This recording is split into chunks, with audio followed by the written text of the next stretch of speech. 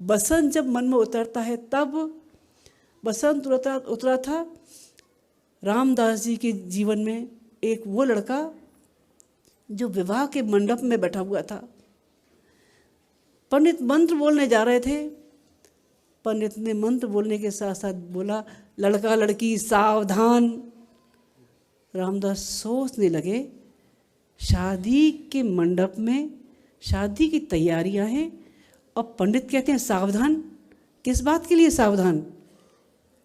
विचार कर ही रहे थे कि शादी की जानी चाहिए कि नहीं की जानी चाहिए। तब तक पंडित ने दोबारा फिर बोला, लड़का लड़की सावधान। बोले, क्या जिंदगी अपने तक सीमित रहनी चाहिए? क्या पेट और प्रजनन तक ही सीमित रहनी चाहिए या इसके आगे भी कुछ होना चाहिए? मंथन चल ही रहा था कि तीसरी बार फिर पंडित बोले, लड़का लड़की सावधान। अब की बार तो रामदास उठे, अपना मुकुट मोहरा फेंका और सीधे भाग खड़े हुए। कौन बन गए? वो बन गए समर्थ गुरु रामदास बन गए। और उनके शिक्षण दिए हुए एक साधारण नौजवान शिवा, जो छत्रपति शिवाजी बन के खड़ा हो गया मुगलों के विरुद्ध भवानी की अजय तलवार लेकर।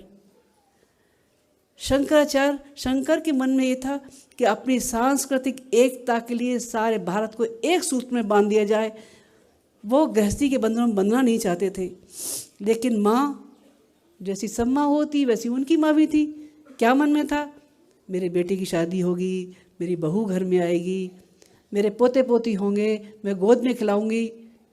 वो शंकर पे बराबर दबाव देती नहीं कि बेटा शादी कर ले, बेटा ही हो गए। नहीं माँ, मेरा लक्ष्य दूसरा है। माँ मानती नहीं थी।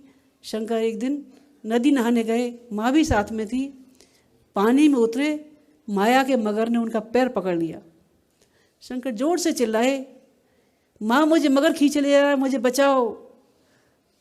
माँ भी हैरान, रोने लगी, चिल्लाने लगी कि मगर से कैसे बचाया जाए। बोले, मगर कहता है कि शंकर को देश के हवाले कर दो। शंकर संन्यास मांगते हैं, इनको अनुमति दे दो। माँ सोचने लगी क्या किया जाए। उन्होंने कि अगर नहीं अनुमति देती तो मगर ले जाएगा, अनुमति देती हूँ तो कम से कम शंकर जिंदा तो रहेगा। उन्होंने अनुमति दे दी। उनके जाओ, समाज के लिए तुम्हें अर्पित करती हूँ, तो मैं संन्यास धर्म में जीने की आज्ञा देती हूँ। शंकर निकल आए और वो शंकर कौन बने? जगतगुरु शंकराचार्य बने, जिन्होंने भारतीय संस्कृति को एक सूत्र बांधने के लिए 4 धामों की स्थापना कर दी। बसंत तो उभरा था मीरा के मन में। कैसा उभरा था? मीरा कहती थी, मेरा तो गिरधर गोपाल दूसरों न कोई। उसके घर वाले उसे तंग करते थे, कहते थे एक पत्थर के टुकड़े को लेके दिन भर चिल्लाती रहती, कभी नाचती रहती, कभी गाती रहती है, कभी कुछ करती है, कभी कुछ करती है। इसने तो लोक लाज सब खोल दी, सब वह छोड़ के रख दी। ये तो हमारे कुल की घातनी है। कभी सांप की पिटारी भेजते थे, कभी जहर का प्याला भेजते थे। मीरा परेशान थी। रोके उसने चिट्ठी लिखी तुलसीदास जी के लिए कि मैं क्या करूं, मेरे घर वाले मुझे परेशान करते हैं और मुझे मेरे गिरधर की भक्ति भी नहीं करने देते। तुलसीदास ने उनकी चिट्ठी का जवाब लिखा। क्या लिखा? उसमें लिखा, जाके प्रिय न राम वैदेही, तजिए ताहे कोट वैरीसम यद्यपि परम स्नेही। जिसके प्रिय राम सीता नहीं है, भगवान नहीं है, वो आदमी कितना ही प्रिय क्यों न हो, उसको बैरी के समान छोड़ देना चाहिए। मीरा के लिए एक मंत्र बन गया।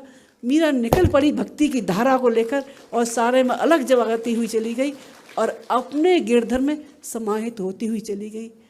काश ये बसंत हमारे जीवन में भी उतरा होता तो निहाल हो गए होते। यहाँ से जाए तो वो बसंत का उत्साह लेके जाएं कि जन जन हमारा अंदर का कण कण आलोकित हो और जन जन के प्रति गुरुदेव की वो विचार, गुरुदेव की वो चेतना पहुंचाते हुए चले जाएं, ताकि उनका आशीर्वाद, उनका संरक्षण हमेशा मिलता रहे। गुरुदेव, आज आपके जन्मदिन पर आपके बच्चे अपने भावों की श्रद्धांजलि आपको अर्पित करते हैं। ओम शांति।